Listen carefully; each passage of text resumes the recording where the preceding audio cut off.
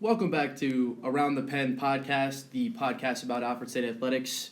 It is the second week that we are doing this podcast. My name is Jarrod Deaton. I am Satchel Page. And just like last time, we will focus on stuff that's happening inside the pen or stuff that's happening inside Alfred State Athletics.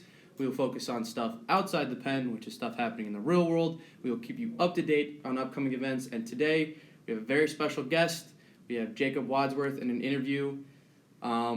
He's one of our track stars, so that'll be a great interview to listen to.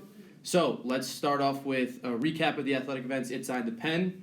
Last week, our men's and women's team both had home games on Wednesday, doubleheader against Penn State Behrend. The men's team ended up losing 76-58. Tight ball game, mostly in the first half. Behrend built up, a 36-27 lead in the final 8 minutes of the first half. When they came back out of half, it was, close deficit, about 6 points. It was 50-44. But then Behrend started to pull away towards the end of the second half. Towards the end of the game, three piles ended up in triple-digit scoring. Josh Redding had 15, Ryan Gentile had 12, Brandon Gosley had 12. Ryan Gosley was your leader in points for the game with 15. Ryan Gentile led the team in rebounds with 9, and Josh Redding also had 6 assists on the game. The women's team also ended up with a loss, 71-55. First half, first 2 quarters, great game, back and forth game, 7 ties, 8 different lead changes. But third quarter, 10 turnovers, definitely let Behrend take control of the game. Jordan Pettit ended up with a double-double, 12 points and 23 rebounds. Kelsey Shawless was your leader in points with 13. Again, Jordan Pettit had 23 rebounds, which led the team. Ray Anderson had 4 assists. Over the weekend, there was supposed to be a doubleheader for the basketball team. Franciscan's men team had to postpone the game and move it because some of their players had an illness. So only the women ended up playing. It was also senior night for our Lady Pioneers. Prior to the game, the athletic department and women's basketball coaching staff honored Kelsey Shawless and Ray Anderson, who will be completing their playing careers here at Alfred State within this year. Congratulations to both of them on great careers, and we wish you the best in the future. So the women actually pulled out a win against Franciscan over the weekend, 68-50. Another good game, back and forth in the first quarter. Alfred took a 28-20 lead at halftime and pulled away in the second with some great scoring opportunities. All 5 starting Pioneers from the beginning of the game scored in double digits. Jordan Pettit had 22, Emily Kelly had 11, Kelsey Shawless had 14, Skylar Shawless had 11, and Maya Davis had 10.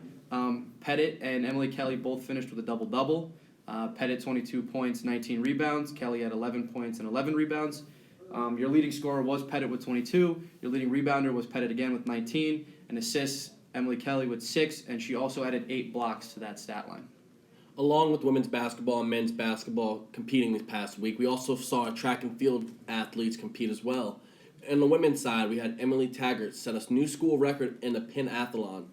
Taggart accumulated 2,751 points to break the previous record of 2,528, previously held by Emily Bergman. Her point total earned her 9th out of 16 competitors. She was able to score 679 points in the 60 hurdles, 666 points in the high jump, and 524 points in the long jump. Along with this, the men we saw, Jacob Wadsworth led the way for his team by winning the heptathlon and setting a new school record with 4,778 points. His points totaled 11th in the NCAA Division III all season long. He won the 60-meter dash in 7.11 seconds, with gaining 844 points. The 1,000 meter in 2 minutes, 42 seconds, and 31 milliseconds, accumulating 848 points. He also led the high jump with a leap of 1.93 meters, which accumulated 740 points, and a long jump with a mark of 7.01 meters, accumulating 816 points. Along with Wadsworth, we also saw Cameron Chambers finish 3rd in the 400 meters, and Zion Ponder tied 4th in the high jump. Also this weekend, our wrestling team was out and about. Owen Kissel led the team with a 5th place finish in the 141-pound weight class. After an opening round loss, he was able to rattle off 3 straight wins. He pinned all 3 of those opponents in under 2 minutes to advance to the consolation semifinals, which he was tripped up in the consolation semifinals, but ended up earning a medical victory overall to eventually earn 5th place. Anthony Mariglia also finished the day 3-3, earned a 6th place finish in the 149-pound bracket. He earned a pin during his opening round match.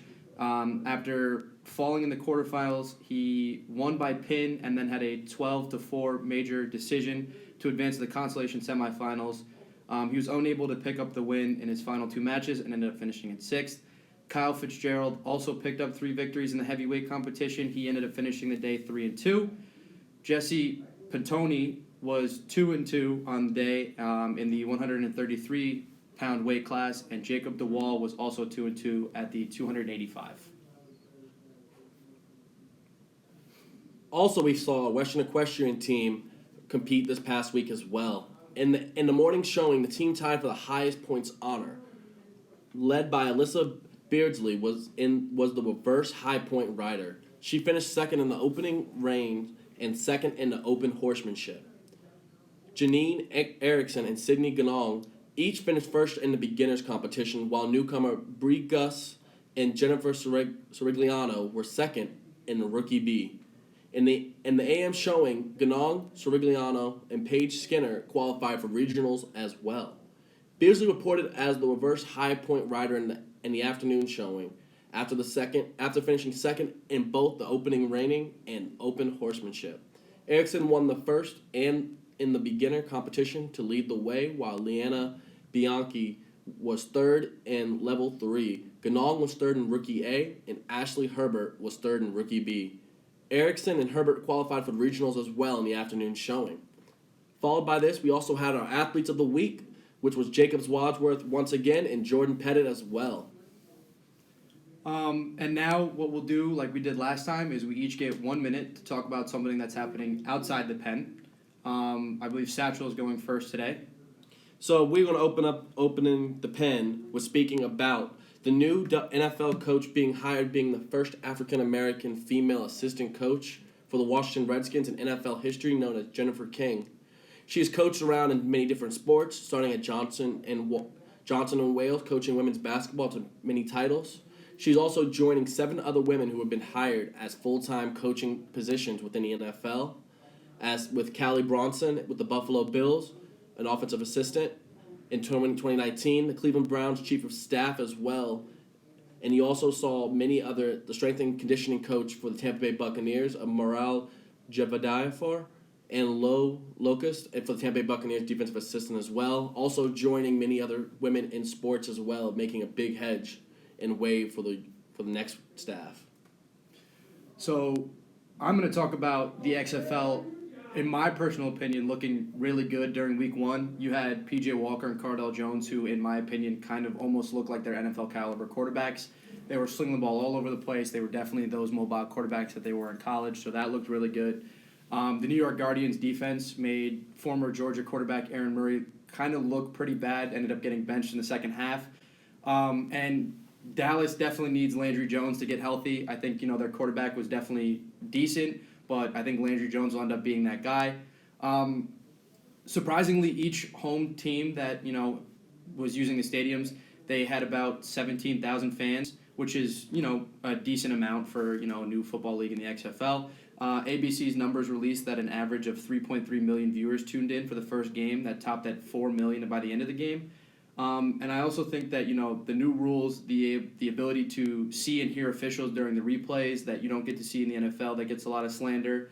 The ability to hear the communication between the coaches and the players inside their helmets and from the people upstairs.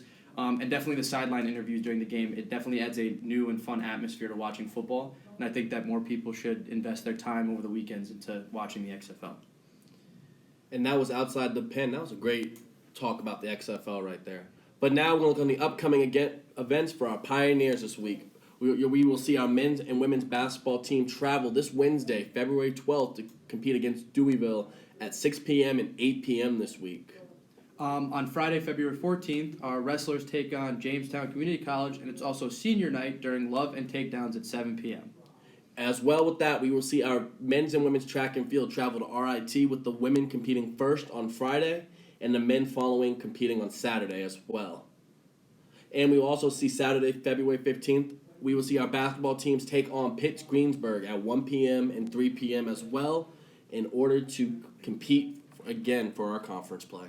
And on Saturday, February 15th, and Sunday, February 16th, the baseball team will be traveling and playing their first games of the season. They will be traveling to Delaware on Saturday to take on Wesley, and then they will be in Maryland on Sunday to play Salisbury.